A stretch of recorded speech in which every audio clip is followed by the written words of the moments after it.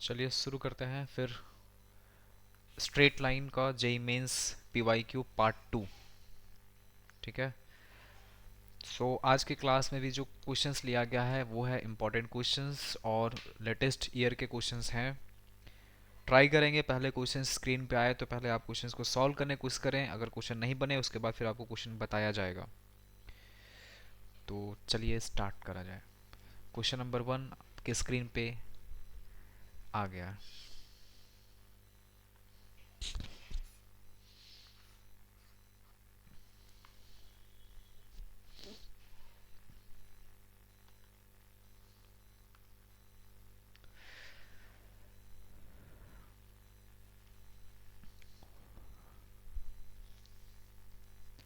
ये question 2024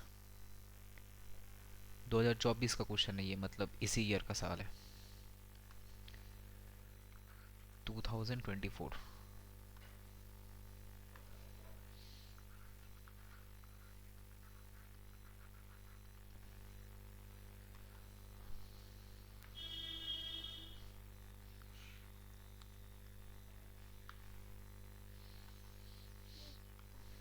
question पढ़ो एक बार, डायग्राम सोचो इसका कैसे बन रहा है।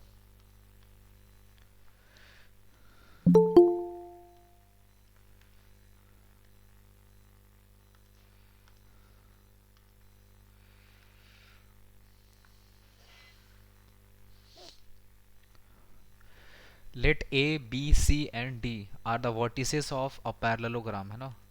तो सबसे पहले आप एक काम करो, पैरेललोग्राम पहले बना लो। So this is the parallelogram.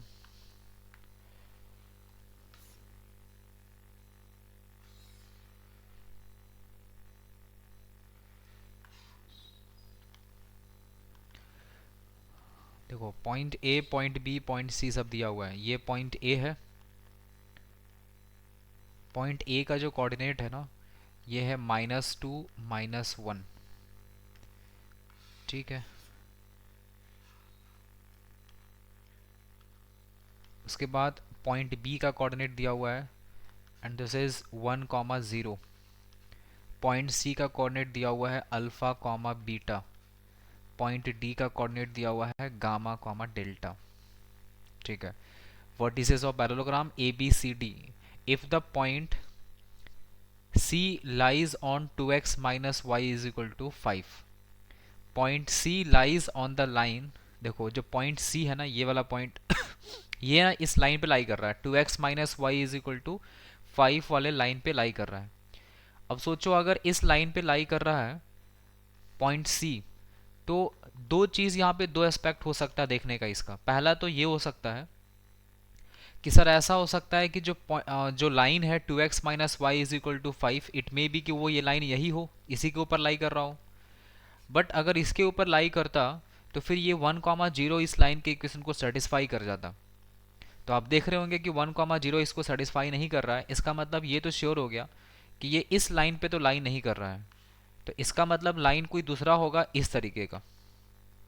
ठीक है। और इसका इक्वेशन दिया हुआ है 2x minus Y is equal to 5। This is the equation of line.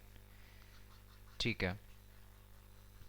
अगला है point D lies on the line 3x minus 2y is equal to 6। Point D यहाँ है और ये किसी दूसरे लाइन पे लाई कर रहा है। अगर ये लाइन ये वाला होता तो -2 -1 इसको सेटिस्फाई कर जाता, बट ये -2 -1 इसको सेटिस्फाई नहीं करेगा। तो इसका मतलब ये हुआ कि इसका भी जो लाइन है ये कुछ इस तरीके का अलग लाइन होगा, ऐसा लाइन होगा। ठीक है। और इसका भी इक्वेशन अपने पास दिया हुआ है 3x minus 2y is equal to 6। So this is 3x minus 2y is equal to 6। ये हो गया ऐसा। ठीक है। अब सबसे पहली बात तो ये है कि आप अल्फा बीटा इस इक्वेशन में पुट करके एक इक्वेशन फ्रेम कर सकते हैं। इक्वेशन कैसा बनेगा देखो ऐसा बनेगा। अगर अल्फा बीटा इस लाइन के ऊपर लाई कर रहा तो यहाँ पुट कर दो। तो 2 alpha minus beta is equal to कितना हो गया 5। ये रहा जी फर्स्ट इक्वेशन। ठीक है। जो जो इक्वेशन बनेगा अपन ट्राई करते हैं बनाने का। दूसरा है गामा डेल्टा, इसमें अप्लाई करेगा तो ये हो जाएगा 3 gamma minus 2 delta is equal to 6। ये हो गया आपका सेकेंड इक्वेशन। अब सोचो यहाँ पे कितना वेरिएबल है, देख लो, अल्फा है, बीटा है, गामा है, डेल्टा है। ठीक है। अच्छा, हम लोग वेरिएबल से बच भी सकते हैं अगर अपन ट्राई करें तो। बताओ कैसे बच सकते हैं अल्फा बीटा से अगर बचना है तो। लेकिन चलो बात वही हुआ, अल्फा बीटा गामा डेल्टा है ना, ये हो गया दो इक्वेशन। लेकिन यहाँ पे वेरिएबल देखो, अल्फा बीटा गामा डेल्टा, चार वेरिएबल दिख रहा है। तो आपको दो इक्वेशन का और जुगाड़ करना पड़ेगा यहाँ पे। और वो दो इक्वेशन कहाँ से आएगा, देखो ये डायगोनल हो गया और ये डायगोनल हो गया। आपको पता है डायगोनल जो है वो इस पॉइंट पे इंटरसेक्ट करता है, राइट। और ये मिड पॉइंट होता है। मिड पॉइंट होने का मतलब ये वाला पार्ट इसके बराबर और ये पार्ट इसके बराबर होता है। तो इसका मतलब इस पॉइंट का जो कोऑर्डिनेट होगा वो होगा अल्फा-2/2।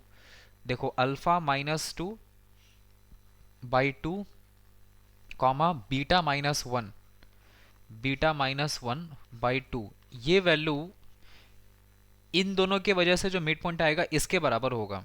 मतलब हो गया गामा+1/2 and comma this is delta plus 0 by, क्या बोल रहा है, 32 है क्या? 32, हाँ हाँ सर 32 आ रहा है। सही है। ठीक है, अब देखो यहाँ से ये ये अब यहाँ से इसको इसके इक्वल करो। अल्फा-2/2 इज इक्वल टू हो जाएगा गामा+1/2। ये 2 और 2 कैंसिल हो गया, तो यहाँ से आ गया alpha minus gamma is equal to 3। ये मिला नेक्स्ट इक्वेशन, इक्वेशन नंबर 3।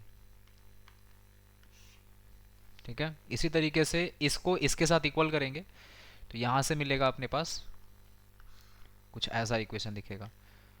देखो बीटा-1/2 इज इक्वल टू डेल्टा/2। ये 2 और 2 कैंसिल हो गया, so beta minus delta is equal to 1 आ गया। This is another equation.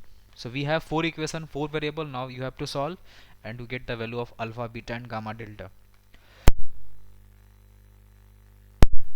ठीक है, कैसे फाइंड करेंगे अल्फा बीटा गामा डेल्टा। देखो यहाँ से अल्फा दिख रहा है, यहाँ भी यहाँ अल्फा दिख रहा है, अल्फा बीटा गामा डेल्टा है, ये तो एकदम अलग हो गया। इस वाले इक्वेशन का हेल्प ले लो, इक्वेशन नंबर 1 का, और यहाँ से इक्वेशन नंबर 2 का हेल्प ले लो। इक्वेशन 1 और इक्वेशन 2 में अल्फा एलिमिनेट कर दूँ तो देखो यहाँ से इस इक्वेशन को 2 से मल्टीप्लाई करेंगे तो 2 alpha minus 2 gamma is equal to 6 हो जाएगा। इसको आके इसके साथ सब्ट्रैक्ट कर लो, so 2 alpha minus beta is equal to हो जाएगा 5। तो यहाँ से ये कैंसिल, ये प्लस ये माइनस ये कैंसिल हो गया, तो यहाँ से मिलेगा अपने पास बीटा-2 gamma is equal to 6 minus 5 1। सो बीटा और गामा में एक इक्वेशन मिल गया।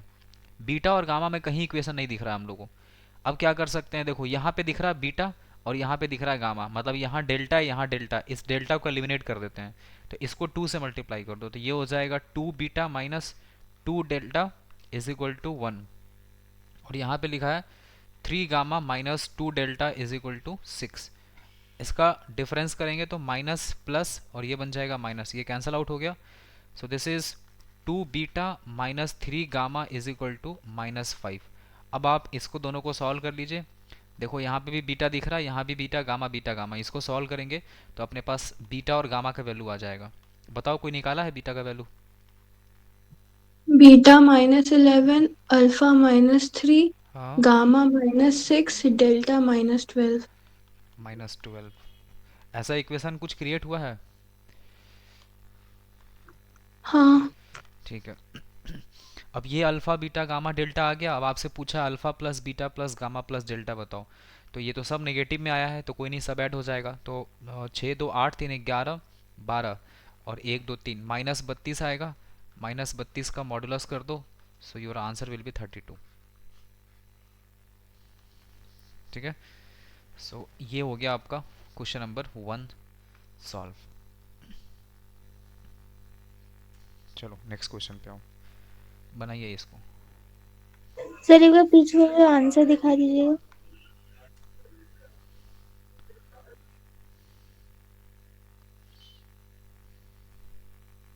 सर हो गया। चलो ये बनाओ।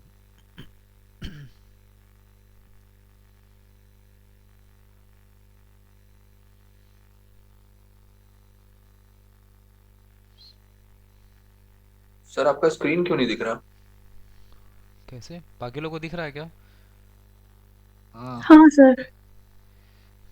शुभम देखो, लग रहा है फ़ोन तुम्हारा ठीक से बना के नहीं दिया है। छोड़िए, मैंने फिर से ज्वाइन करो।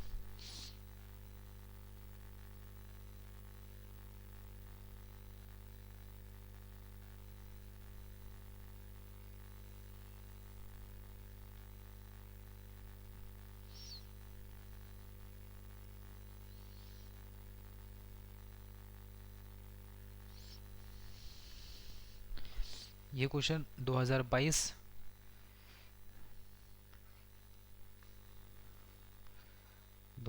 का सवाल है ये।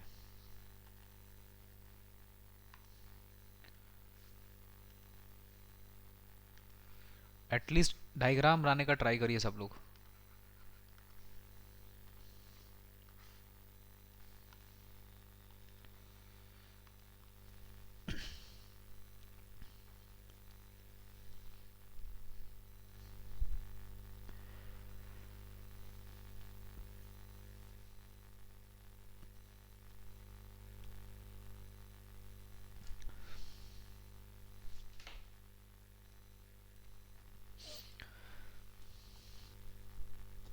देखो क्वेश्चन क्या बोल रहा है, A B C be the vertices of triangle A B C. तो चलो पहले ट्रायंगल बना लेते हैं। ये हो गया ट्रायंगल, ठीक है। और दिस इज पॉइंट ए जिसका कोऑर्डिनेट है 1,1। This is point B -4,3 and this is point C -2,-5 है जी। अब बोल रहा है A B C be the vertices of triangle A B C, P be a point on side B C. P point जो है ना वो बी सी पर एक साइड बना रहा है, मतलब बी सी पर एक पॉइंट पी है। And triangle 1 and triangle 2 be the areas of triangle A P B. अच्छा, मतलब इसको आपको इसको ज्वाइन भी करना पड़ेगा। तो ठीक है जी, इसको ज्वाइन कर देते हैं यहाँ से, इसी लाइन से ज्वाइन कर लेते हैं ऐसा, ठीक है। और ए पी बी मतलब ये जो छोटा ट्रायंगल है इसका एरिया Δ1 है और Δ2 ए बी सी बड़ा वाला ट्रायंगल का एरिया है। दोनों का रेशियो दिया हुआ है 4:7, मतलब Δ1 अपॉन Δ2 का जो वैल्यू है ना ये 4/7 लिखा है, ठीक है। यहाँ से हम लोग क्या बेनिफिट निकाल सकते हैं, यहाँ से देखो अगर इस ट्रायंगल का एरिया निकालना है तो बिना हाइट का तो काम होगा नहीं, और नहीं तो फिर आपको वही पी पॉइंट का कोऑर्डिनेट पता करना पड़ेगा। तो यहाँ पे आप हाइट का हेल्प ले लो। यहाँ से एक परपेंडिकुलर लाइन ड्रॉ कर लिए, ठीक है।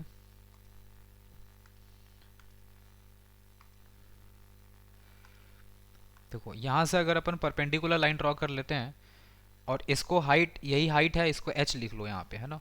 तो बताओ ये जो छोटा वाला ट्रायंगल है ए पी बी जो Δ1 है वो क्या हो जाएगा, हाफ इंटू बेस, बेस हो जाएगा आपका बी पी और उसका हाइट कितना है h है, ठीक है। उसके बाद जो Δ2 है ये तो बड़ा वाला ट्रायंगल का एरिया है, तो इसको क्या लिखेंगे, हाफ इंटू बेस, बेस की जगह क्या हो जाएगा बी सी और हाइट उसका भी h ही होगा, और ये हो गया 4/7। तो half half cancel, H H cancel, तो अपने पास B P upon B C का जो वैल्यू है ना ये आ गया 4/7, ये 4/7 आ जाएगा, ठीक है।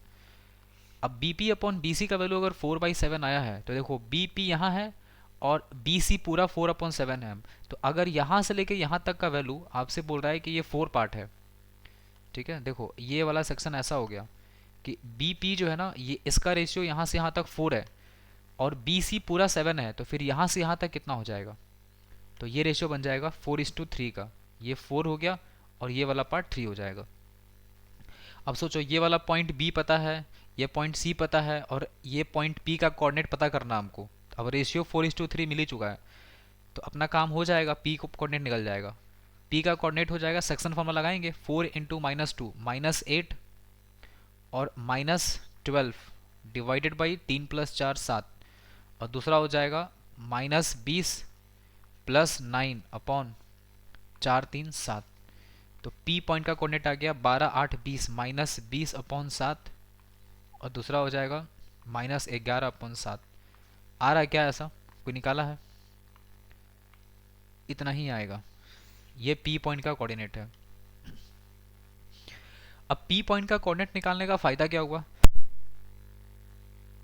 देखो आपसे बोला area enclose by the line AP AC and x axis. AP ये रहा है ना, ये AP हो गया। उसके बाद AC ये लाइन हो गया और फिर एक्स एक्सिस का बात हो रहा है। तो पहले एक काम कर लेते हैं, AP लाइन का इक्वेशन लिख लेते हैं। इक्वेशन ऑफ AP लिखते हैं, इक्वेशन ऑफ AP। तो इक्वेशन ऑफ AP क्या हो जाएगा?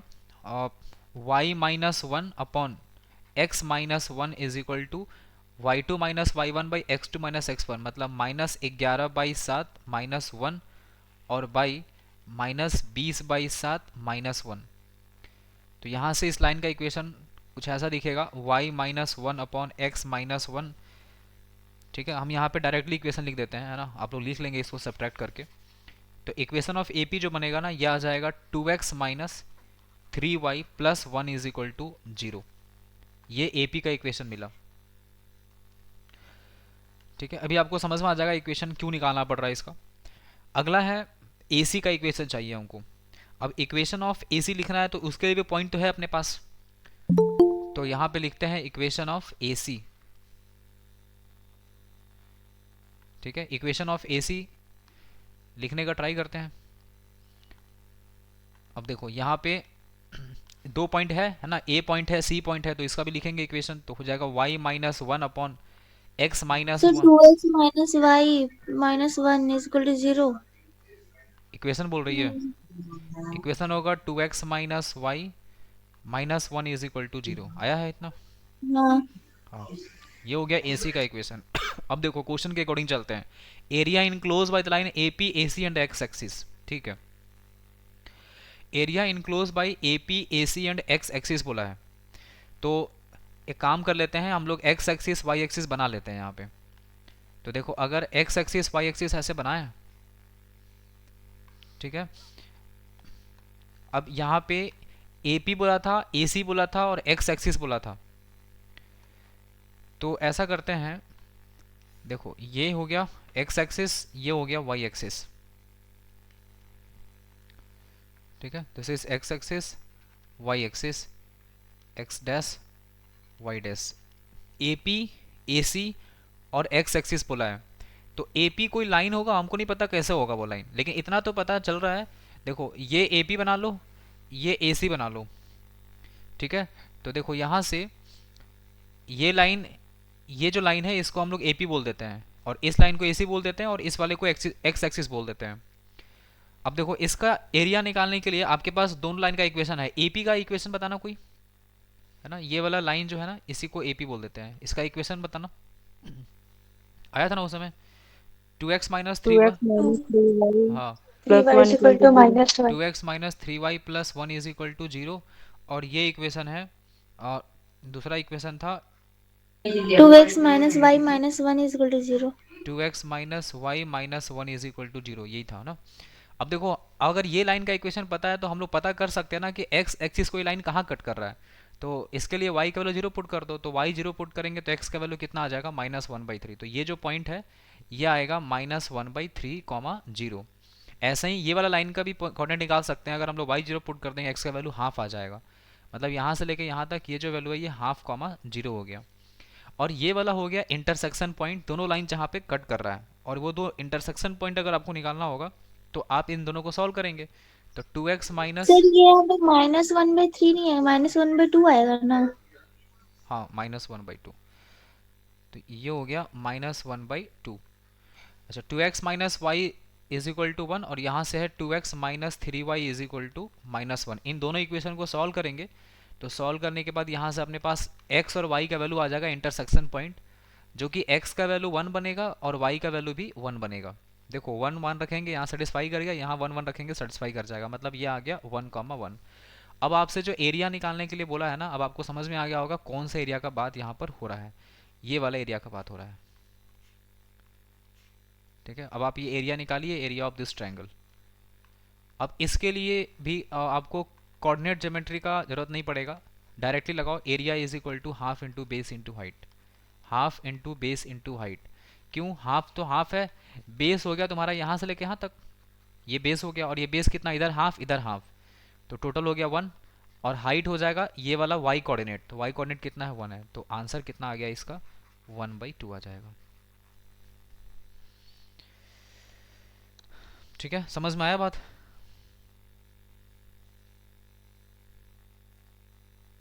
Hello hello. Yes, sir.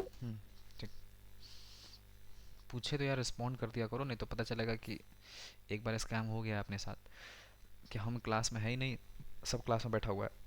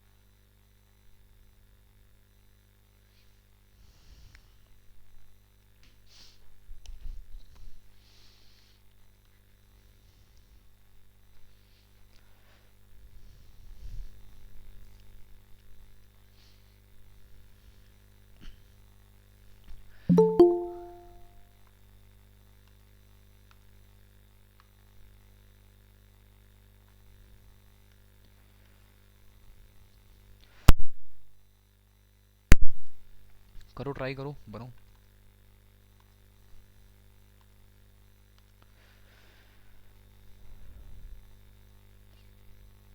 Area of triangle with vertices A B C 4 दिया हुआ है। If the points alpha minus alpha minus alpha alpha alpha square beta are collinear, then beta is equal to what? तो आपको beta का value बताना है कि क्या आएगा।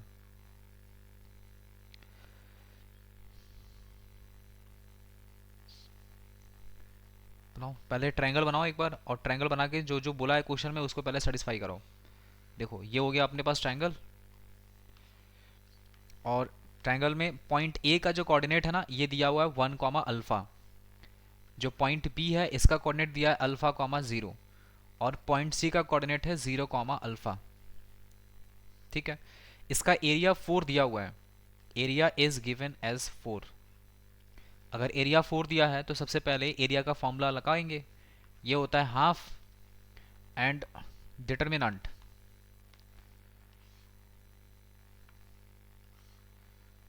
ठीक है, ये हो गया, और ये लिखा है 1 अल्फा, और यहाँ हो जाएगा 1 अल्फा 0, यहाँ हो गया 1 0 अल्फा 1। इसका वैल्यू दिया हुआ है 4 के इक्वल, तो यहाँ से सर आंसर -64 है क्या? हाँ सही है। So area is equal to हो जाएगा 1 अल्फा 1 अल्फा 0 1 0 अल्फा 1, है ना। ये वैल्यू ये 4 to 8 के बराबर हो गया। ठीक है, so this is equal to 8। इसको भी हम लोग बेकार लिखे दोबारा, है ना, अपने पास इतना स्पेस भी नहीं है, डायरेक्ट सॉल्व करते हैं इसको। तो यहाँ पे ये हो जाएगा पार्ट कुछ ऐसा दिखेगा, ये देखो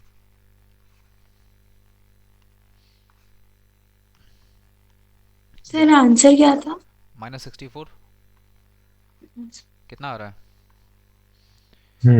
वही आ रहा है। हाँ, 0 माइनस अल्फा ये हो जाएगा अल्फा माइनस 0, और +1 alpha square is equal to यहाँ हो गया 4, और 4 नहीं 8, प्लस माइनस 8 हो जाएगा, ये मॉडुलस हटेगा तो यहाँ से हो गया माइनस अल्फा स्क्वायर, और उसके बाद plus alpha square is equal to +-8।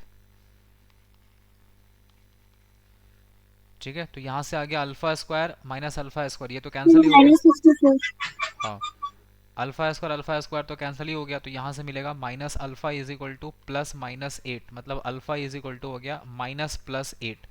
मतलब अल्फा का वैल्यू एक -8 आएगा और एक अल्फा का वैल्यू आएगा +8, दो कहानी बनेगा यहाँ पे। अब आपसे बोला है कि जो पॉइंट है ना ये कोलिनियर है। कौन सा पॉइंट कोलिनियर है? ये वाला point, alpha minus alpha minus alpha alpha alpha square beta. अगर ये पॉइंट कोलिनियर है इसका मतलब एरिया ऑफ ट्रायंगल जो है इसके वजह से तो उसका डिटरमाइनेंट 0 हो जाएगा। हाँ, डिटर्मिनेंट इसका 0 बन जाएगा। तो यहाँ पे यहीं पे लिखते हैं ठीक है, देखो इसका डिटर्मिनेंट आपको जीरो करना है। अल्फ़ा माइनस अल्फ़ा मतलब अगर +8 लेते हैं तो यहाँ हो गया -8 और फिर यहाँ हो जाएगा 1, फिर यहाँ हो जाएगा -8 8 फिर ये 1, फिर यहाँ 8 का स्क्वायर 64 और फिर यहाँ हो जाएगा बीटा और ये बन जाएगा 1। इसको जीरो करना है। इसमें बहुत अच्छा चीज़ दिख रहा है कि अगर हम लोग रो 1 में रो 2 ऐड कर देंगे तो 0 0 बन जाएगा। तो चलो वो बना दो, काम आसान हो जाएगा थोड़ा सा। हम लोग क्या कर रहे हैं, रो 1 में एक ट्रांसफॉर्मेशन कर रहे हैं R1 + R2। इससे फ़ायदा ये हो जाएगा कि ये बन जाएगा 0, ये हो गया 0, ये बन गया 2। बाकी -8 लिखो, 8 लिखो, 1 लिखो, 64 लिखो, बीटा लिखो, 1 लिखो। इसका वैल्यू 0 के इक्वल हो गया।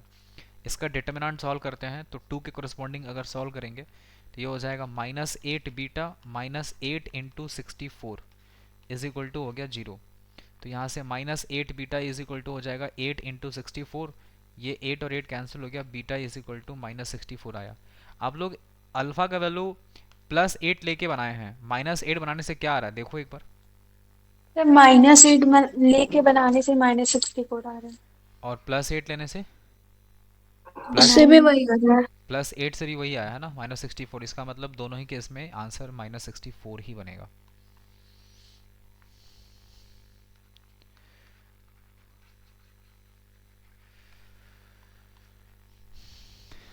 चलो नेक्स्ट क्वेश्चन पे आ जाओ, इसको बनाइए।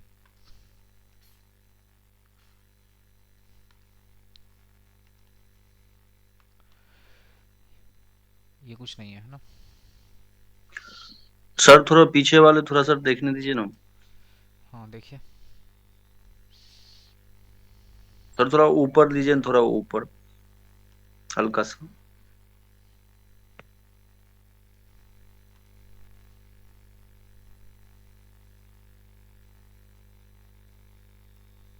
हो गया। स्क्रीनशॉट ले लीजिए, बाद में लिख लीजिएगा।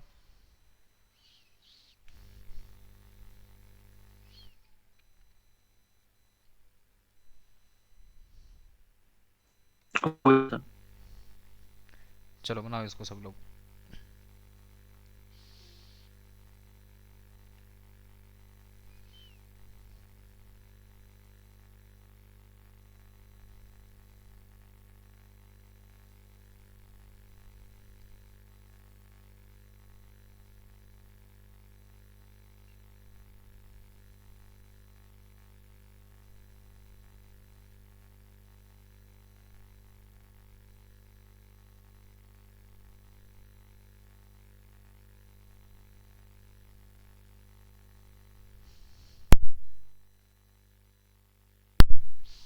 यहाँ पे अल्फ़ा लिखा हुआ है तो इसको देख लेना है ना, ये अल्फ़ा ऐसा नहीं है, alpha for which the line this one do not form a triangle is P, then the greatest integer less than, मतलब GIF निकालना है आपको किसका, P का।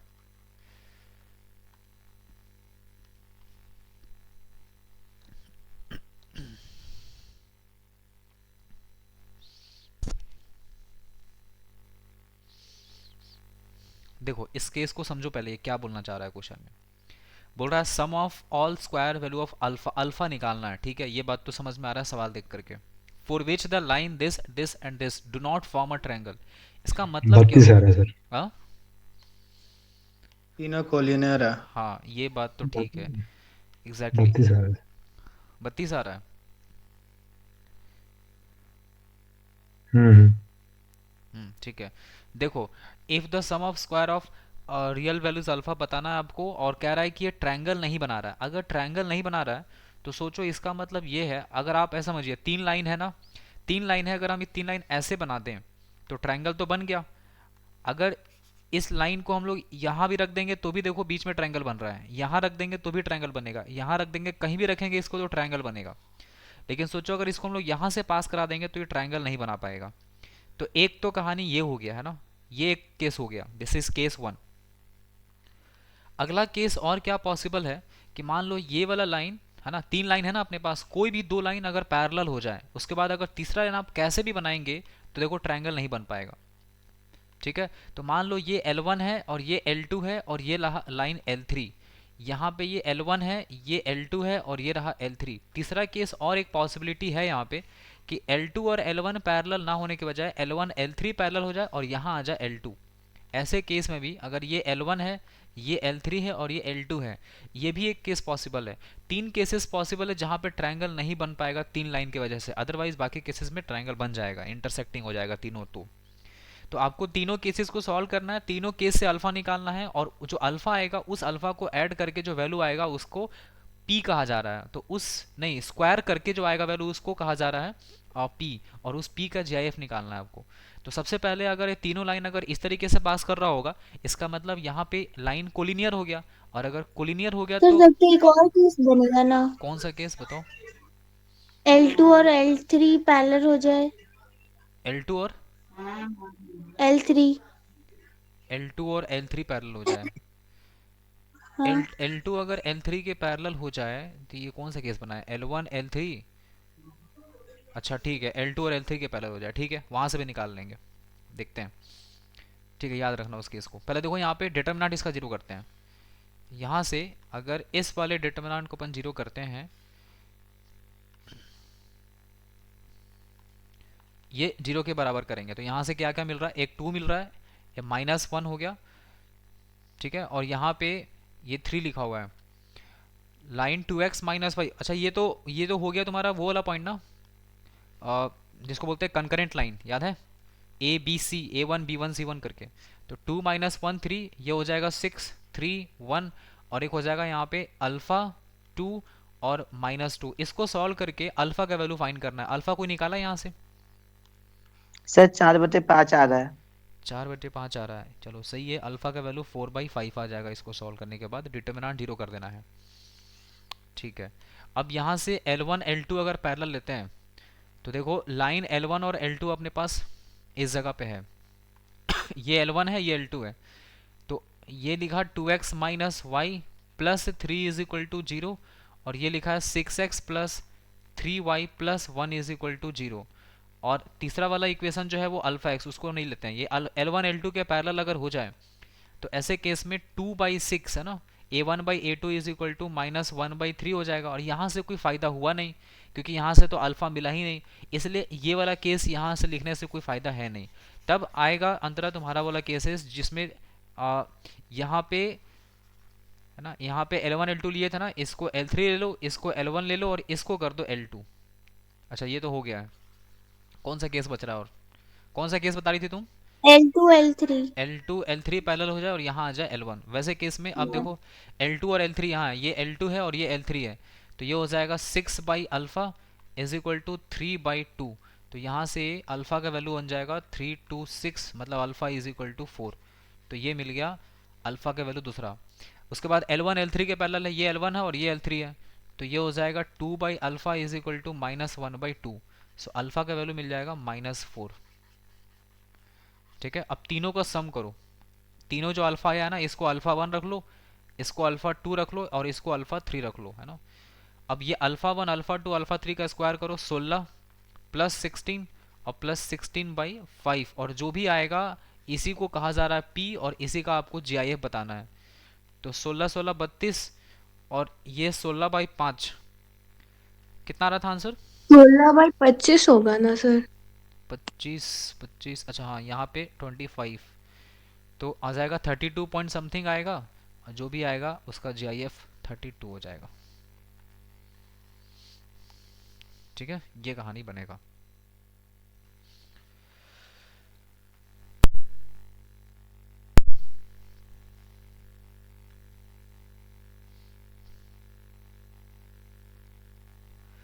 डन है, आगे बढ़ते हैं।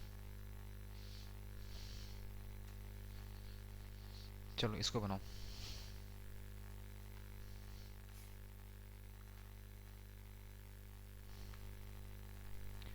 ये क्वेश्चन 2019 मेंस का है।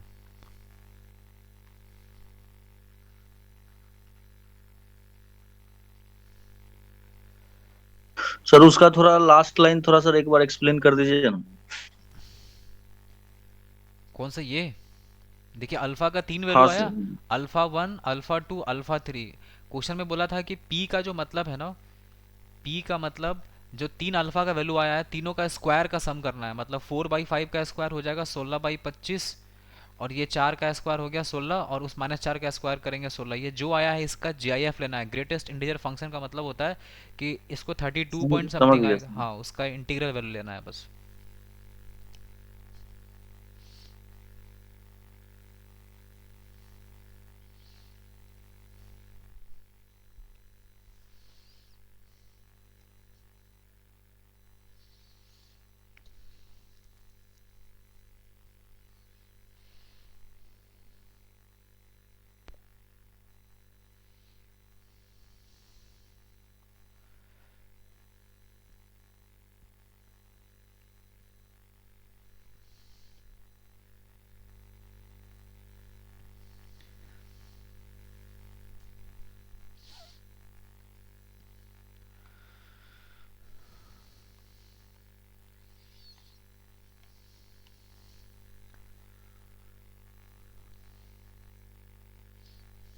बना, देखो इफ द टू लाइंस, ये हो गया पहला लाइन, ये है दूसरा लाइन, दोनों लाइन क्या है परपेंडिकुलर है,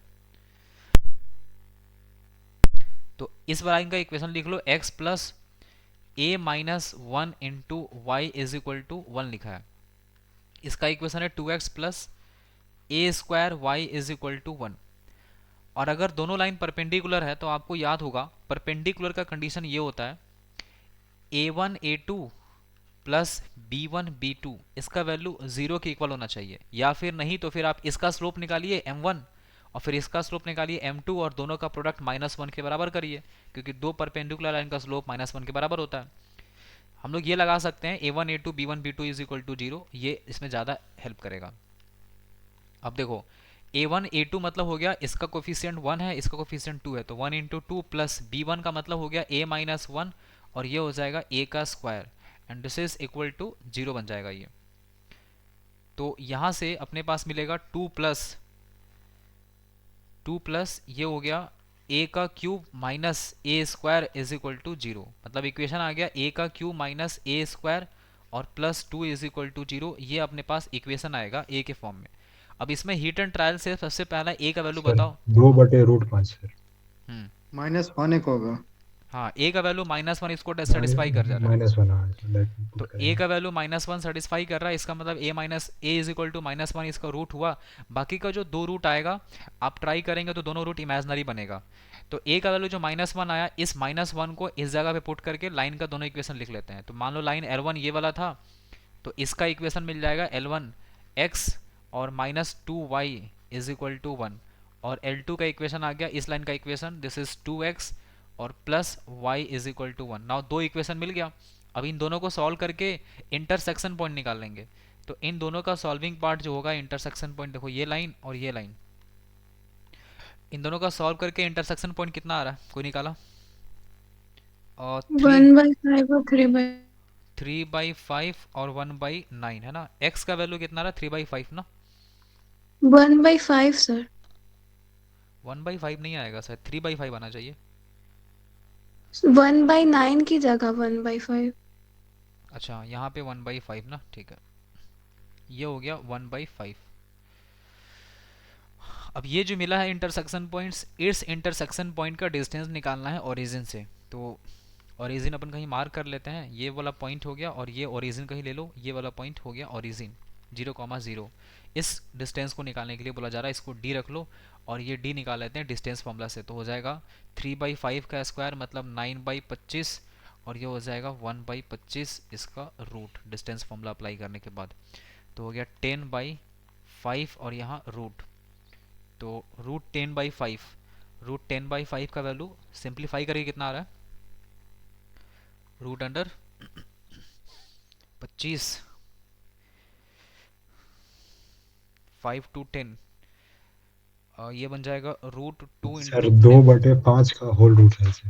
हाँ वही तो है 2/, ऑप्शन नहीं दिया ना इसमें, तो एक काम कर लो, इसको root 2 into root 5 by root 5 लिख लो, और इंटू रूट 5 लिख लो। तो यहाँ से एक रूट 5 कैंसिल हो गया, मतलब d इज इक्वल टू बनेगा रूट अंडर होल 2/5 है ना।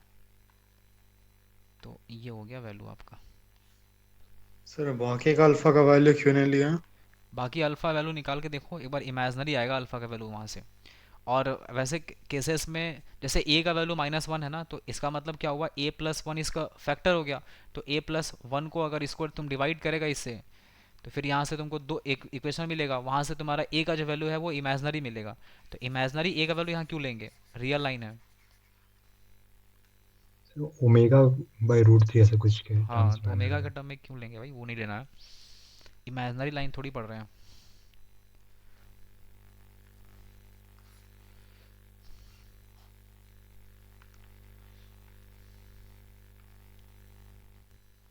बनाओ इसको।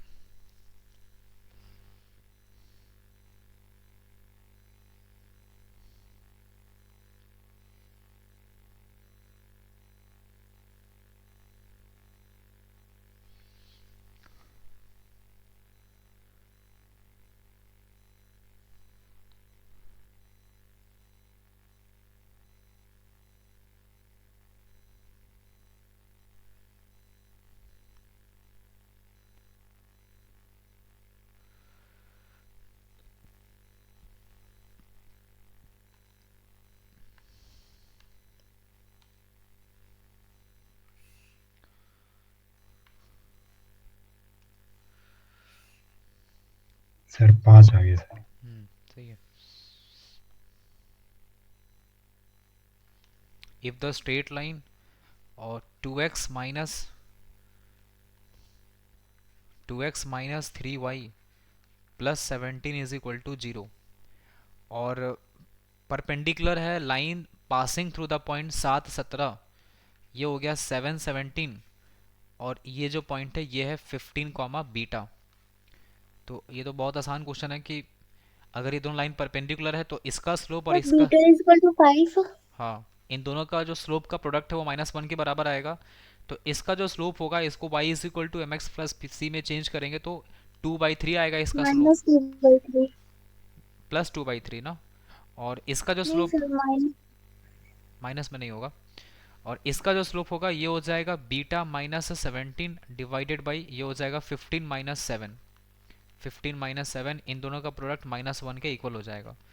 तो ये हो गया 2/3 इंटू बीटा -17 अपॉन ये हो गया 8 इज इक्वल टू -1। ये 2 4 8 4 3 12, बीटा -17 इज इक्वल टू हो गया -12। तो बीटा इज इक्वल टू आ जाएगा 5।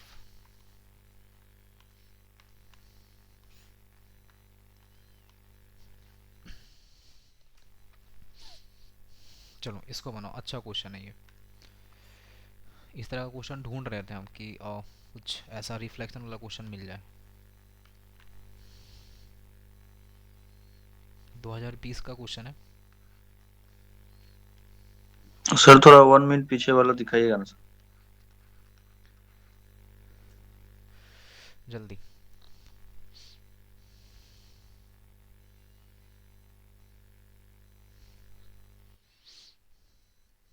आप इसको स्क्रीनशॉट लेते जाइए, बाद में लिखते जाइएगा।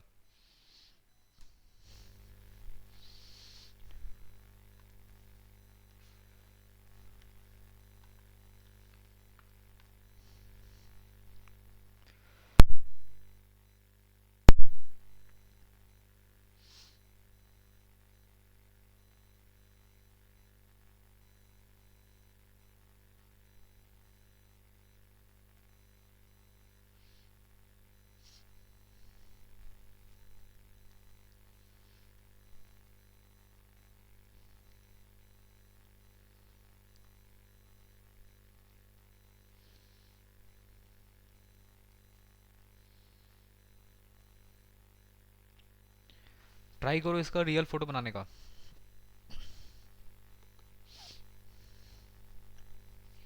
A ray of light coming from the point 2,2√3, 2,2√3 कौन से क्वाड्रेंट में लाई करेगा, एक बार सोच के बना diagram. Is incident an angle 30 degree on the line x is equal to 1 at the point a, है ना। हम डायग्राम बना रहे हैं, मेरे साथ डायग्राम देखिए आप, मिलाइए, उसके बाद फिर सॉल्व करने का काम स्टार्ट करेंगे।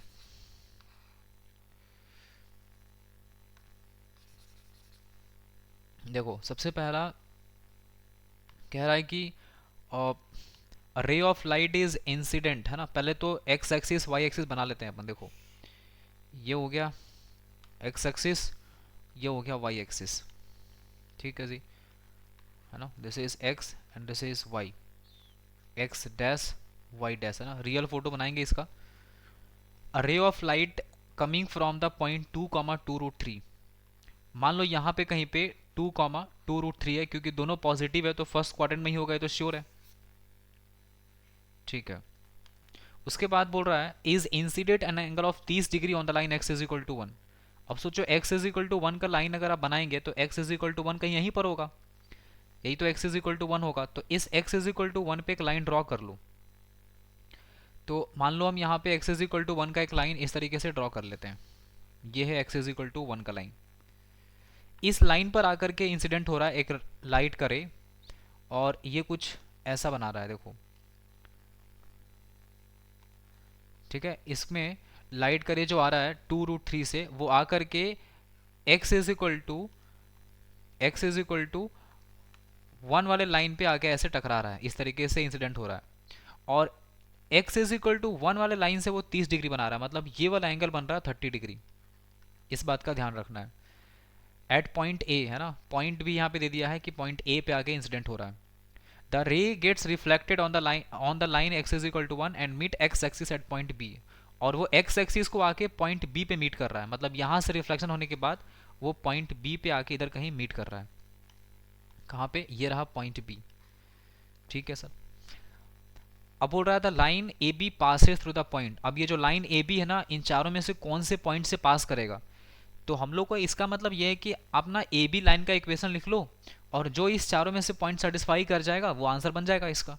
तो आपको ए बी का इक्वेशन लिखना है ओवरऑल देखा जाए तो। अब सोचो कि ये ए बी का आप इक्वेशन कैसे लिख पाएंगे। सबसे पहले मेरे को ये बताओ कि ये जो डिस्टेंस है ये कितना डिस्टेंस है, ये बताना है आपको।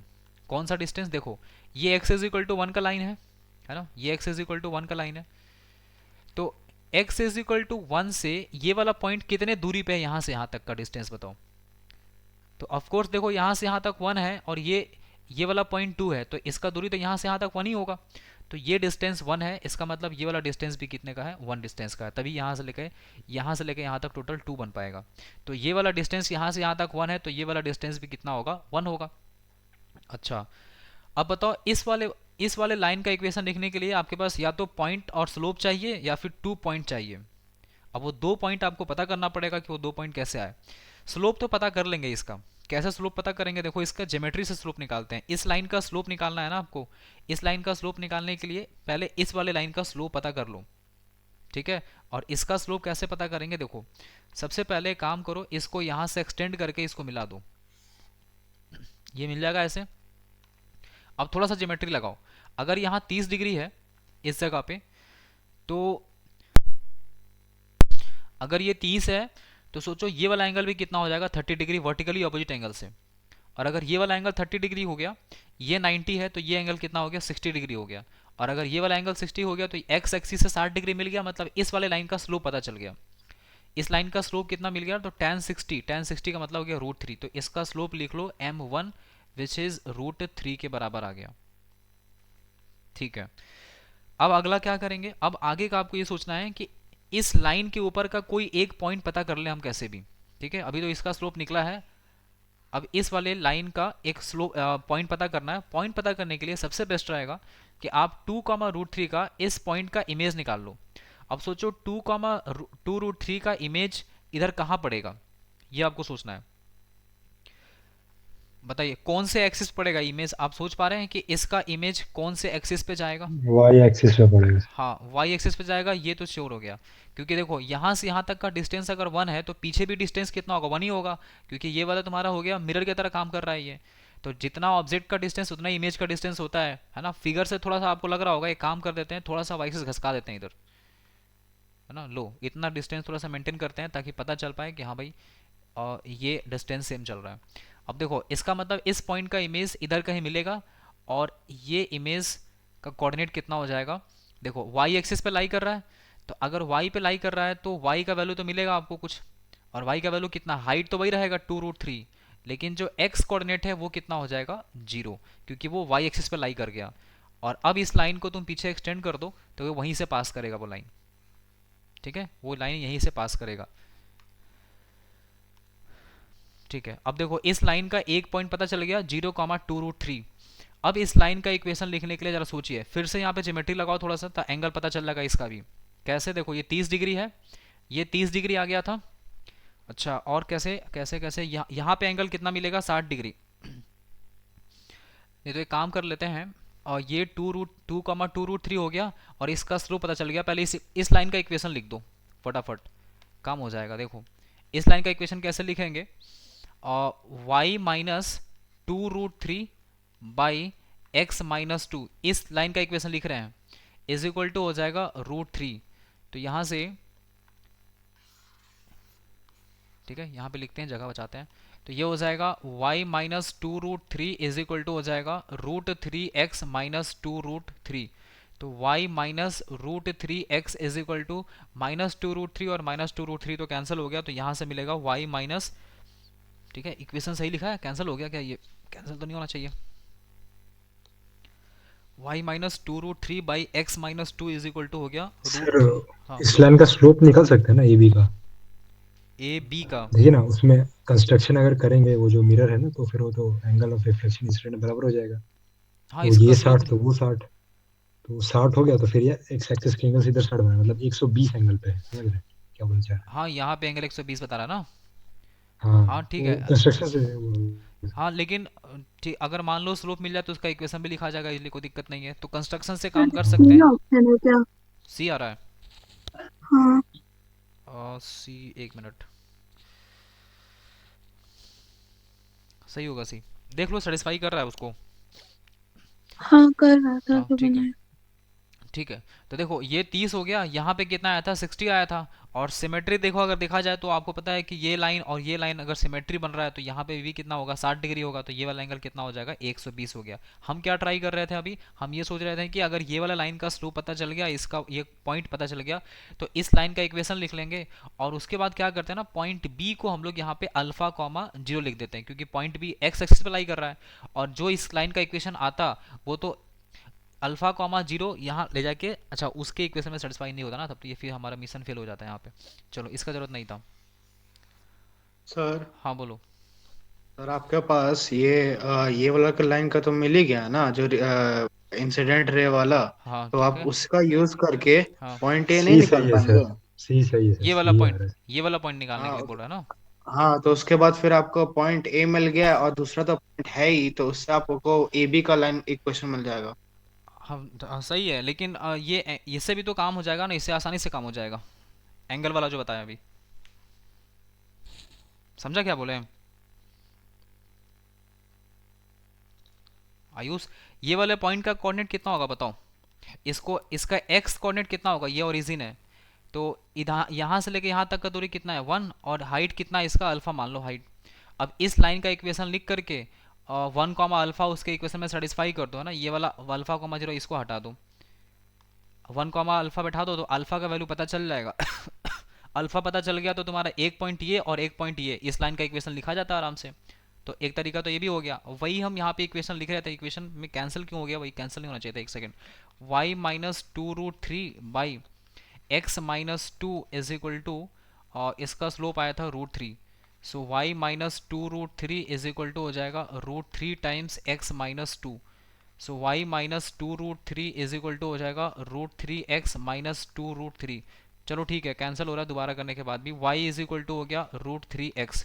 अब ये जो एक्स वाई 1 कॉमा अल्फा इसमें बैठाओ, तो यहाँ हो जाएगा अल्फा और यहाँ हो जाएगा √3। चलो अल्फा का वैल्यू आ गया √3, मतलब ये 1 कॉमा अल्फा का वैल्यू पता चल गया। अब ये पॉइंट के हेल्प से इस लाइन का इक्वेशन लिखा जा सकता है, ए बी वाला लाइन का।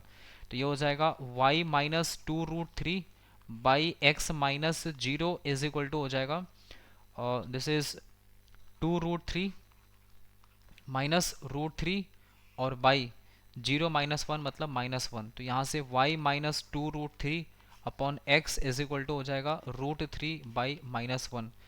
तो अपने पास लाइन का इक्वेशन जो बन रहा है वो हो गया, ये माइनस यहाँ भेज दो, इसको हटा दो, y minus 2√3 is equal to हो जाएगा माइनस √3x मतलब फाइनली जो अपने पास लाइन का इक्वेशन आया है ना वो कुछ ऐसा दिख रहा है, y plus root three x is equal to two root three. अब तुम देख लो इस लाइन के इक्वेशन में चारों पॉइंट में से कौन सा पॉइंट सेटिस्फाई कर रहा है, वही हो जाएगा आपका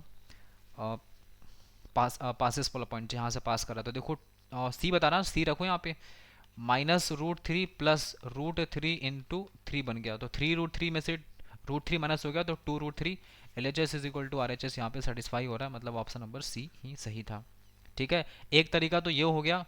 दूसरा तरीका ये हो गया कि ज्योमेट्री से ये वाला एंगल निकाल लें और इस लाइन का इक्वेशन लिख लें। अगर मान लो 120 डिग्री आ रहा है तो tan 120 डिग्री फाइंड कर लो, इसका स्लोप पता चल जाएगा, और स्लोप है और यहाँ पॉइंट है तो स्लोप पॉइंट फॉर्म लगा के इस लाइन का इक्वेशन लिखेंगे, सेम चीज़ मिलेगा, फिर वही चीज़ वेरीफाई करवा लेंगे वहाँ से पॉइंट। ठीक है, उस समझ में आया? सर वन टाइम एक्सप्लेन कर दीजिए ना सर वो फिगर का पार्ट। फिगर का पार्ट ये है कि यहाँ 2,2√3 से ना ये लाइन आ रहा था इस तरीके से, x इज इक्वल टू 1 से टकराया, 30 डिग्री एंगल बना करके इस पे इंसिडेंट हुआ है। ये रिफ्लेक्शन करने के बाद वो y इज ये x एक्सिस को यहाँ पे इस पॉइंट पे आके कट करेगा। उसके बाद हम लोग को ना इस वाले लाइन का इक्वेशन लिखना है, क्योंकि पूछा है कि बताओ ए बी पे कौन सा पॉइंट पास कर रहा है, ए बी से, ये चारों में से कौन सा। तो ए बी का जब तक इक्वेशन नहीं लिखेंगे ना तब तक हम लोग वेरीफाई नहीं कर पाएंगे कौन सा पॉइंट पास कर रहा है, क्योंकि सेटिस्फाई कराना होता है। तो ए बी का इक्वेशन लिखने के लिए हमको पॉइंट चाहिए, स्लोप चाहिए। तो हम क्या किए ना, इस 2,2√3 का इसका इमेज निकाल लिए x इज इक्वल टू 1 के रेस्पेक्ट में, जो कि इस वाले पॉइंट पे आएगा इमेज। इमेज क्या होगा, यहाँ से यहाँ तक दूरी का अगर 1 है तो यहाँ पीछे भी दूरी कितना हो जाएगा 1। मतलब अगर इधर से हम लोग 1 यूनिट पीछे आएंगे तो 1 यूनिट पीछे आने का मतलब कौन से एक्सिस पे पहुंच जाएंगे, वाई एक्सिस पहुंच जाएंगे। वाई एक्सिस पे जो पॉइंट होता है उसमें x का वैल्यू 0 होता है, y का वैल्यू वही हाइट रहेगा जो हाइट यहाँ चल रहा है। तो हाइट कितना चल रहा है इसका 2√3, तो यही हाइट हो जाएगा 0,2√3 का हाइट बन जाएगा। ठीक है, अब ये इस लाइन का पॉइंट पता चल गया, क्योंकि पीछे इसको पास कराएंगे तो इसी पॉइंट से पास करेगा, क्योंकि इसका इमेज यहाँ बना हुआ है, इस पॉइंट का इमेज यहाँ बना है। अब एक पॉइंट मिल गया, अब हमको ये वाला पॉइंट चाहिए था। इस पॉइंट को हम लोग क्या किए, ओरिजिन से इसका दूरी यहाँ से यहाँ तक कितना है 1, तो इसका मतलब इसका x कोऑर्डिनेट कितना हो जाएगा 1, और y कोऑर्डिनेट नहीं पता है, हाइट हमको, तो इसको अल्फा मान लिए। इस वाले लाइन का इक्वेशन लिख के 1 अल्फा उसमें रख के सेटिस्फाई करा दिया, अल्फा का वैल्यू √3 आ गया। उसके बाद अल्फा मिल गया तो हम लोग इस लाइन का इक्वेशन लिख लेंगे 2 पॉइंट फॉर्म की हेल्प से, जो कि ऐसा दिखेगा। अब ये जो इक्वेशन आया इसमें इसको सेटिस्फाई करा दिए बस। चलो जी, इसको बनाओ सब लोग।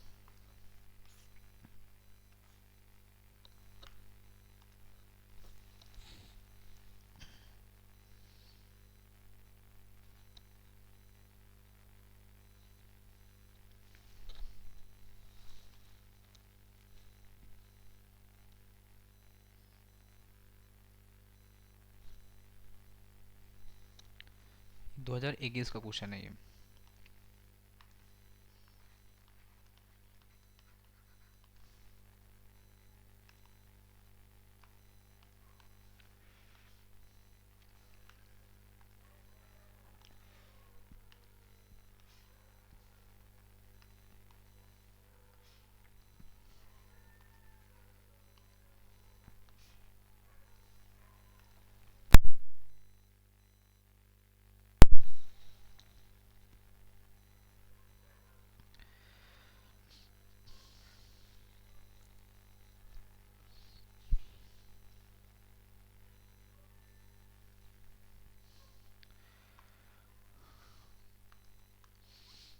Man starts working from the point -3,4।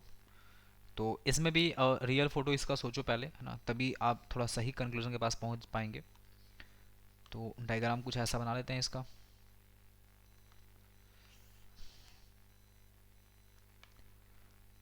देखो ये है x एक्सिस और ये रहा y axis. A man starts working from the point -3,4, मतलब पक्का वो सेकेंड क्वाड्रेंट में कहीं होगा। तो ये रहा पॉइंट P जिसका कोऑर्डिनेट है -3,4। ठीक है, टचेज, अच्छा man starts working from the point touches the x axis, मतलब यहाँ से चलना शुरू किया है मैन और वो एक्स एक्सिस को टच करेगा and then turn to reach at the point Q 0,2 पे पहुंचना चाहता है। ये मतलब इधर कहीं पे वो 0,2 पे पहुंचना चाहता है। मतलब वो कुछ ऐसा कहानी है कि बॉल जैसा कहानी है कि एक बॉल आया, यहाँ से टकराया और फिर वो देखो ऐसे आया, ये मैन इधर से चलते हुए आया और फिर उसके बाद ये चलने के बाद यहाँ से टकरा के और फिर वो इस पॉइंट पे जाएगा, यहाँ क्योंकि बोला है क्वेश्चन में एक्स एक्सिस को टच कर रहा है और एक्स को टच करने के बाद फिर वो पॉइंट इस जगह पे आ गया। कौन सा पॉइंट है? ये पॉइंट क्यू है। ठीक है, अब बोल रहा था man is walking at a constant speed. Man का जो स्पीड है वो चेंज नहीं हो रहा है, मतलब अगर टर्निंग होता है ना तो जनरली हम लोग क्या बोलते हैं, टर्निंग होता है तो थोड़ा स्लो हो जाते हैं, बट यहाँ पे ऐसा कुछ नहीं है, स्पीड विल रिमेन कांस्टेंट। यहाँ वेलोसिटी का बात नहीं हो रहा है कि डायरेक्शन चेंज हो रहा है तो वेलोसिटी कांस्टेंट हो गया, स्पीड कांस्टेंट है, मतलब मैग्नीट्यूड कांस्टेंट है इसका। If the man reaches the point Q in the minimum time, इसको कम से कम समय में पहुंचना है पी से क्यू, तो बोल रहा है कि बताओ 50 टाइम्स पी आर का स्क्वायर आर क्यू का स्क्वायर का वैल्यू कितना होगा। देखो एक बात समझो, अगर मान लो ये वाला पॉइंट है, सपोज करो ए, और ये पॉइंट है अगर बी, आपको पॉइंट ए से पॉइंट बी अगर पहुंचना है कांस्टेंट स्पीड से, तो मिनिमम टाइम में पहुंचने का एक ही मात्र ऑप्शन है कि आप इसमें सीधा जाइए। अगर आप ऐसे घुमा फिरा के जाएंगे इस तरीके से तो आपको टाइम ज़्यादा लगेगा। तो बस यहाँ भी वही लॉजिक लगाना है कि अगर मान लो कम से कम समय में इसको पहुंचना है, इसका मतलब ये हुआ कि देखो चलना तो यहीं से है ना इसको, तो हम लोग ना थोड़ा सा इस काम को ऐसे कर लेते हैं। देखो थोड़ा सा दिमाग यहाँ पे ये लगा देते हैं कि हम क्यों ना ऐसा समझें कि जो ये वाला यहाँ से यहाँ तक का डिस्टेंस है इसको हम ऐसा बना देते हैं। ठीक है, इसको ऐसा बना देते हैं, एक सेकेंड, ये मिरर इमेज वाला वही हाँ और क्या। एग्जैक्टली मिरर इमेज यहाँ बना देते हैं इसको, थोड़ा मिरर इमेज इसका सही से कर लेते हैं, रुक जाओ। देखो इसको ऐसा बनाओ और इसी पॉइंट का जो है ना मिरर इमेज यहाँ बना दो, यहाँ से ये इसका मिरर इमेज है, ताकि वो स्ट्रेट पाथ में जाए, और स्ट्रेट पाथ में जाएगा तो उसको कम से कम समय लगेगा। तो हम लोग इसको इस तरीके से दिखा देते हैं।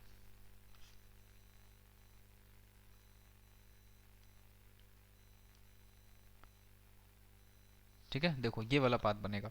अब इसका मतलब ये हुआ कि अगर मान लो वो यहाँ से चलना शुरू करे या यहाँ से चलना शुरू करे, अगर ऐसे पाथ से चलेगा तो उसको कम से कम समय लगेगा स्ट्रेट पाथ में। तो वही बात हुआ, क्योंकि स्पीड तो कांस्टेंट है तो डायरेक्शन 1250 आ रहा है सर। हाँ सही है। ठीक है, तो इस पॉइंट P का मिरर इमेज देख लो कितना हो रहा है, तो P डैश कितना हो जाएगा -3 का, और ये नीचे आएगा तो क्या बन जाएगा, ये -3 ही रहेगा, और जो 4 प्लस में है ये बन जाएगा -4, क्योंकि आप x एक्सिस के नीचे आ रहे हैं। अच्छा ये वाला पॉइंट P था, ये पॉइंट R था, और ये वाला पॉइंट ये Q था, और ये वाला पॉइंट जहाँ पे टच कर रहा था ये पॉइंट R है। हमसे PR का स्क्वायर प्लस RQ का स्क्वायर पूछा है। ठीक है, अब सोचो पी आर का स्क्वायर और आर क्यू का स्क्वायर पूछा है तो आप ये पॉइंट कैसा निकालेंगे। तो आप एक काम कर लो, जो पॉइंट आर है इसको एक कोऑर्डिनेट अल्फा कॉमा 0 मान लो, क्योंकि एक्स का वैल्यू यहाँ कुछ होगा, वाई का वैल्यू तो कुछ नहीं होगा। अब इस पी डैश और क्यू लाइन का जो है इक्वेशन पुट लिखो इसका, तो इक्वेशन ऑफ लाइन कितना बन जाएगा, इक्वेशन ऑफ लाइन हो जाएगा y -2 by x -0 is equal to -4 -2, या फिर ये 6 हो जाएगा, और ये 0 ये 3 बन जाएगा, तो 3 2 6 हो गया। y -2 is equal to 2x बन गया, मतलब y -2x is equal to 2। This is the equation of line. अब ये जो लाइन का इक्वेशन बना है, इस लाइन के इक्वेशन में आप अल्फा कॉमा 0 पुट कर दीजिए, क्योंकि इस लाइन के ऊपर लाई करता है ये। तो यहाँ से हो गया 0 -2 अल्फा इज इक्वल टू 2, मतलब अल्फा का वैल्यू आ जाएगा -1। चलो अल्फा का वैल्यू -1 मिल गया, मतलब यहाँ पे हम लोग इसको रिप्लेस कर सकते हैं -1, 0 से। तो ये हो गया -1, 0। अब आपसे पूछा है पी आर का स्क्वायर आर क्यू का स्क्वायर, तो पी आर निकालो डिस्टेंस फार्मूला से, तो पी आर का स्क्वायर कितना हो जाएगा, ये 16 और -1 + 3 मतलब 4, तो ये हो जाएगा 20। और उसके बाद यही आ रहा है 20 आ रहा है पी आर का स्क्वायर, हाँ 20 आ रहा है, और सर दूसरे वाला का 5 आ जाएगा। आर क्यू का स्क्वायर, तो आर क्यू का स्क्वायर हो जाएगा 2 का स्क्वायर 4 और +1 ये हो जाएगा 5। अब से पूछा है 50 गुना, ठीक है इसको यहाँ पे लिखते हैं, this is 50 times P R का स्क्वायर मतलब 20 प्लस आर क्यू का स्क्वायर मतलब 5, 20 5 25, 25 गुना 50, 25 गुना 50 हो जाएगा 1250, ये आएगा आपका आंसर। ठीक है सर हाँ बोलो आयुष। सर ये रिफ्लेक्शन वाला क्यों लिया सर, आई मीन तो वहीं से क्यों नहीं स्टार्ट कर दिया पी सर। यहाँ से हाँ तो इस आर पॉइंट से होते हुए जाना है, तो बताओ कैसे जाएगा वो, तुम सोचा तुम्हारे मन में ये चल रहा होगा, सही बोल रहे हैं ऐसा कुछ। देखो अगर दिमाग में चल रहा है तो ये नहीं हो सकता है, पी से क्यू नहीं पहुंच सकता डायरेक्टली, क्योंकि उसको आर से होते हुए जाना है, आर को टच भी करना है। तो हम क्या किए ना, हम यहाँ से ऐसे कैलकुलेशन करने के बजाय हम इसको लाइन पर, इस लाइन के ऊपर लेकर के आ गए, पॉइंट पी को उठा के यहाँ लेकर के आ गए। इसका रीज़न ये है क्योंकि देखो हम क्या बताएं, मिनिमम टाइम में अगर चलना है तो इस पर्सन को यहाँ से ना चलने के बजाय यहाँ से चलना चाहिए था। अगर यहाँ से चला तो देखो वो कम से कम समय में पहुंचेगा। तो फिर तुम कहेगा कि सर फिर यहाँ से क्वेश्चन में बोला है तो यहाँ से क्यों चलवा रहे हैं। बात बराबर है, यहाँ से चले यहाँ से चले, कोई डिफरेंस नहीं है इसमें। यहाँ से भी चलेगा और यहाँ से भी चलेगा, सेम टाइम लगेगा। क्योंकि देखो जितना डिस्टेंस ये है ना उतना ही डिस्टेंस ये भी है, सिमेट्री है एकदम। जितना डिस्टेंस ये दिख रहा है उतना ही डिस्टेंस ये भी है। तो फिर क्या फ़र्क पड़ा, कोई फ़र्क नहीं पड़ा। अगर यहाँ 5 चलना है तो यहाँ भी 5 ही चलना पड़ेगा ना। लेकिन इससे फ़ायदा ये हो गया हमको कि हमको इस लाइन का इक्वेशन लिखने में इजी पड़ेगा, क्योंकि हमको ये पॉइंट रिफ्लेक्शन वाला पॉइंट से हम इस लाइन का इक्वेशन लिख पाएंगे इजीली। और इससे मेरा ये आर पॉइंट निकल जाएगा, और आर पॉइंट निकलने के बाद हम यहाँ से पी आर और आर क्यू का वैल्यू निकाल सकते हैं। तो ये एक नया मतलब नया कॉन्सेप्ट है जो कि दिमाग में क्लिक नहीं करेगा कि हाँ ऐसा भी करने से काम हो सकता है। मेनली अगर यहाँ पे देखा जाए तो मिनिमम बोला है तो फिर दिमाग में आएगा कि डिफरेंशिएट करो, लेकिन डिफरेंशिएट कहाँ करेंगे, कोई वेरिएबल तो दिख नहीं रहा है यहाँ पे डिफरेंशिएट करने के लिए ऐसा कुछ। समझा? चलो इसको बनाओ, तो डिफरेंशिएट करने वाला इच्छा यहाँ पूरा हो जाएगा।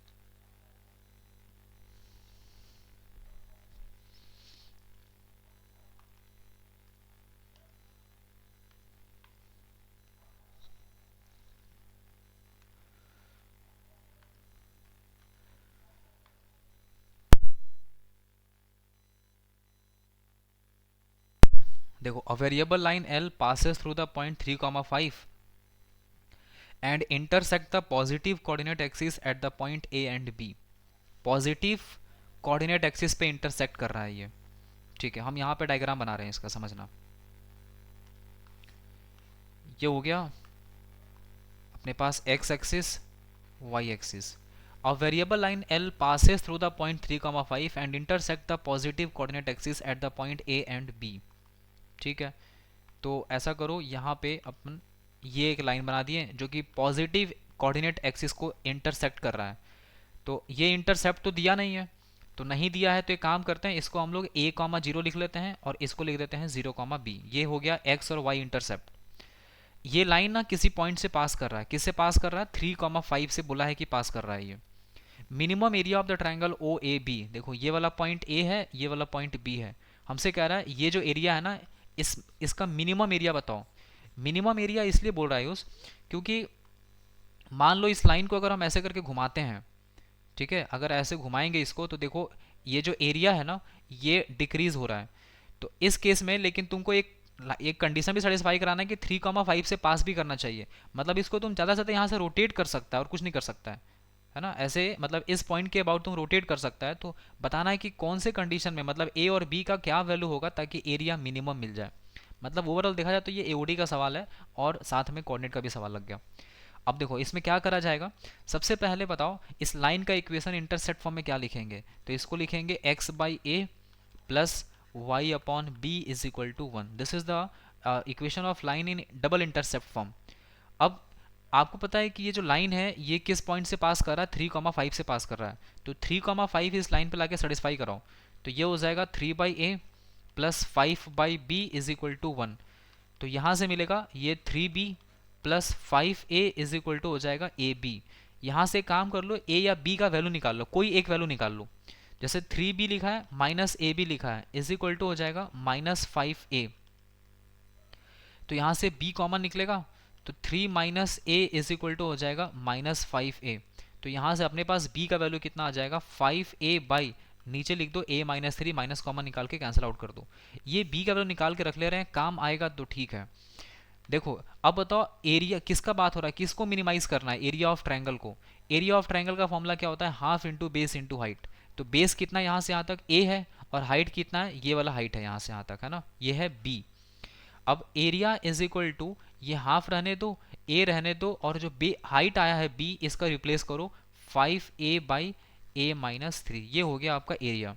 इसको अंदर मल्टीप्लाई कर दो तो हाफ ऐसे रहेगा, हाफ क्या 5/2 को बाहर कर लो, तो 5/2 बाहर हो गया, ये बन जाएगा A square upon A minus 3। This is the area of the triangle in terms of A आ गया। अब बताओ इसको मिनिमाइज करने के लिए क्या करना चाहिए इस क्वेश्चन में। डिफरेंशिएट। हाँ, बहुत क्लियर दिख रहा है कि इस एरिया को मिनिमाइज करना है या मैक्सिमाइज करना है, जो भी करना है, डिफरेंशिएट करके क्रिटिकल पॉइंट फाइंड करना पड़ेगा। ठीक है, तो अब इसको डिफरेंशिएट करो, और डिफरेंशिएट करने के बाद क्या वैल्यू आ रहा है उस बात का ध्यान रखो। लेकिन आपको एक चीज़ यहाँ ध्यान रखना होगा कि a का जो वैल्यू है ना आपका, वो 3 से लेस नहीं होना चाहिए, क्योंकि अगर a का वैल्यू 3 से लेस हो जाएगा तो एरिया नेगेटिव हो जाएगा, और नेगेटिव एरिया होता नहीं है। चलो अब इसको अपन डिफरेंशिएट करते हैं। तो इसको जब डिफरेंशिएट करा जाएगा तो देखो यहाँ पे लिखते हैं, ठीक है, ये कुछ ऐसा दिखेगा, और डी ए है ना, डी ए अपॉन तो डी, 30 आंसर। हाँ 30 आ रहा है,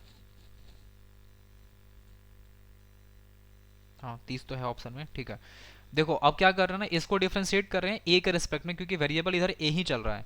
अब देखो डिफरेंशिएशन क्या होगा, इस 5/2 को नहीं कर रहे हैं ना, ये कांस्टेंट है, इसको छोड़ दो, नीचे आ जाएगा a माइनस 3 इसका स्क्वायर, a माइनस 3 ये बाहर हो गया, a स्क्वायर का डिफरेंशिएशन हो जाएगा 2 टाइम्स a, और माइनस a स्क्वायर को बाहर करो, ये हो जाएगा 1।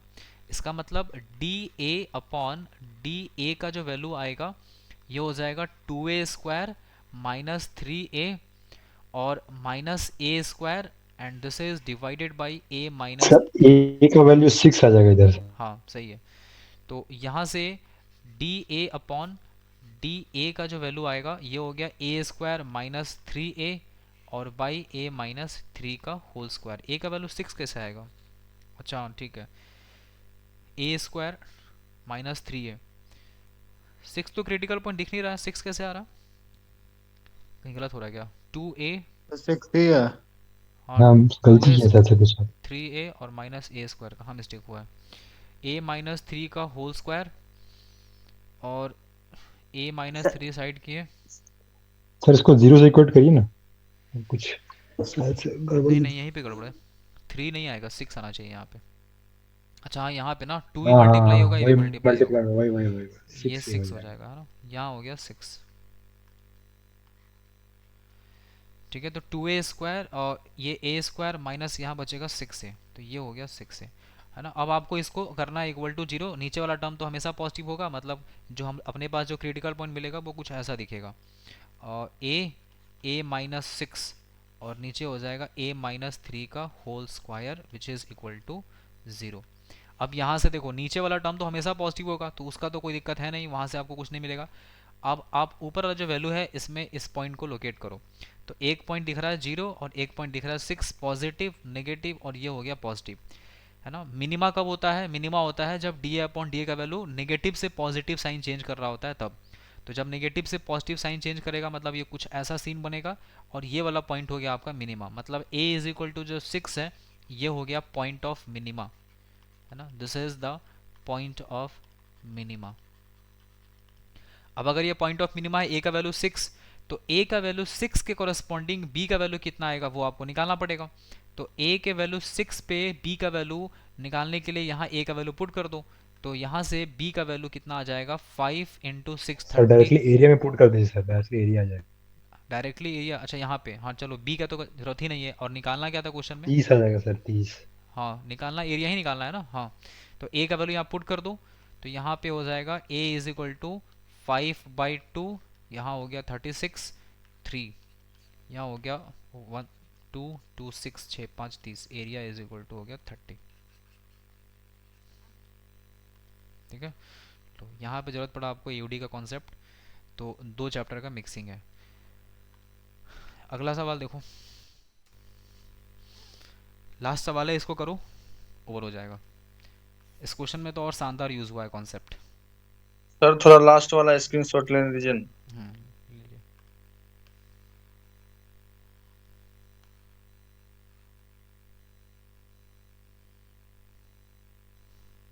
हो गया, हो गया सर। सर ये ए पे मिनिमम कैसे हुआ सर वो? मिनिमम और एओडी में एप्लीकेशन ऑफ डेरिवेटिव में पढ़ाया जाता है ये चीज़ कि जब भी साइन पॉजिटिव से नेगेटिव से पॉजिटिव होता है ना, तो ये पॉइंट मिनिमा होता है। अगर पॉजिटिव से नेगेटिव हो रहा है तो वो पॉइंट मैक्सिमम बनता है। हमको तो ए रखना भी नहीं है जीरो, क्योंकि हम ए का वैल्यू 3 से ग्रेटर होना चाहिए, है ना, शुरू में ही लगा दिए कंडीशन, तो उधर जाना भी नहीं है। तो ये एओडी का है। थोड़ा सा अगर आपको दिक्कत है यहाँ पे तो कोई नहीं, बता देंगे अलग से। इसको बनाइए।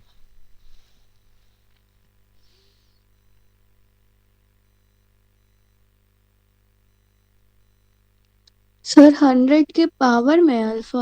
हाँ, 100 के पावर अल्फा माइनस 199 बीटा। 2021 का क्वेश्चन है ये। सीक्वेंस सीरीज और स्ट्रेट लाइन दोनों का मिक्स कंबाइंड क्वेश्चन है ये।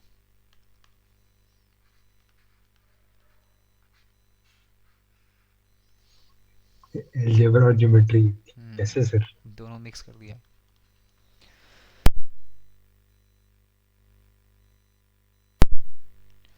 हर्षिता है, गायब हो गई तुम क्लास से?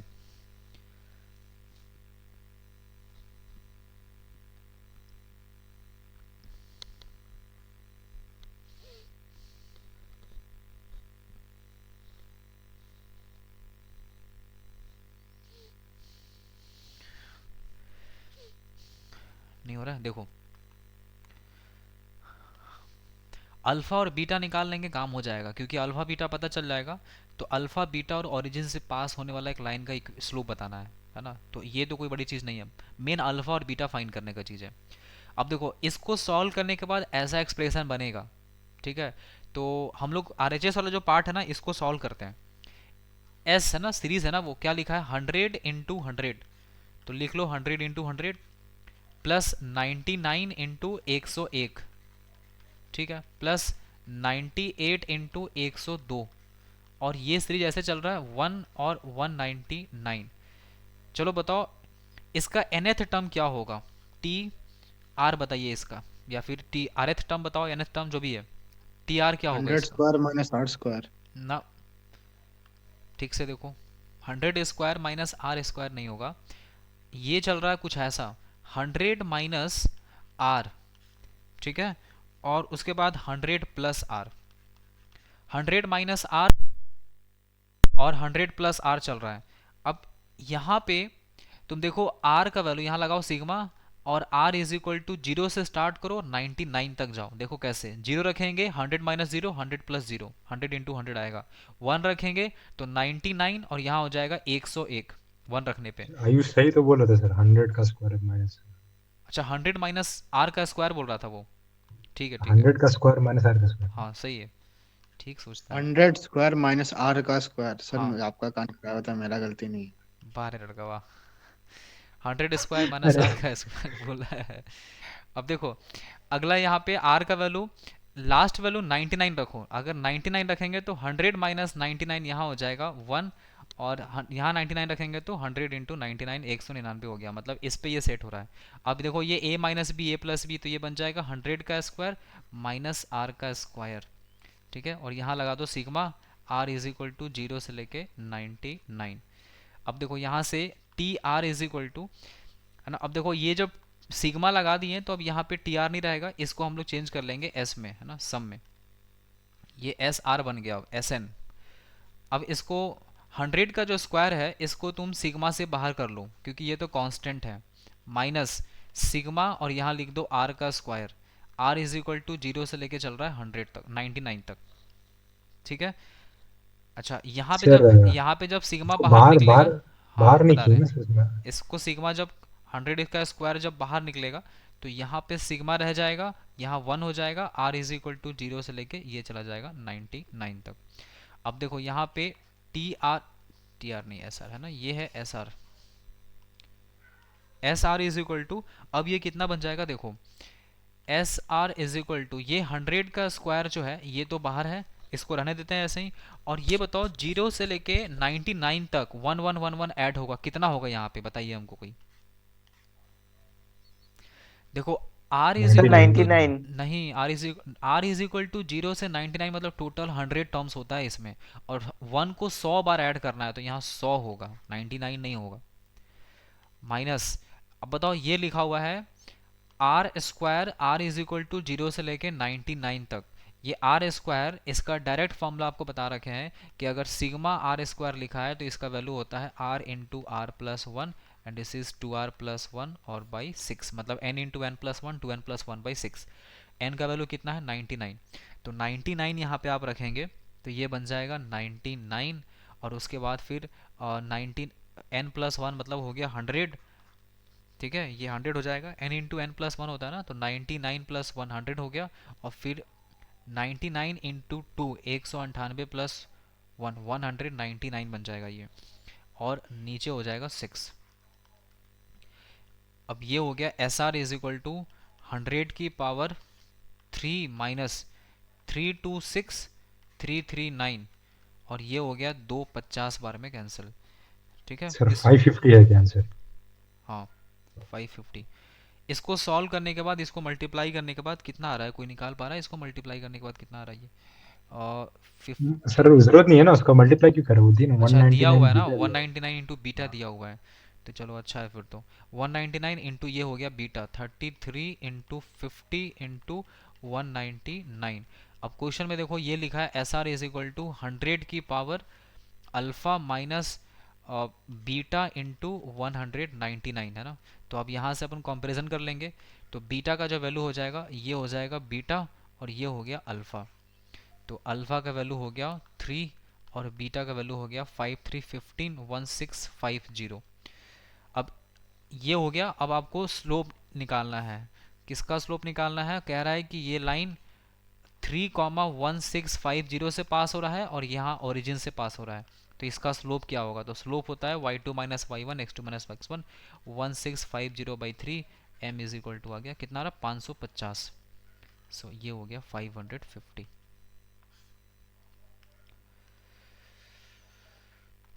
लो स्क्रीनशॉट जिसको लेना है ले लो, और ये हो गया ख़त्म, ठीक है। 2 सेशन चला है स्ट्रेट लाइन का PYQ का, जो भी 22-23 का क्वेश्चन था वो दोनों करवा दिए, 22 23 21 19 20 है ना, और जो क्वेश्चन बचा कुछ था वो क्वेश्चन तो उधर क्लास में भी हो चुका है, तो ठीक है स्ट्रेट लाइन का काम तमाम करते हैं। अब बताओ अगला फिर से स्ट्रेट लाइन या फिर नया चैप्टर पे आया जाए?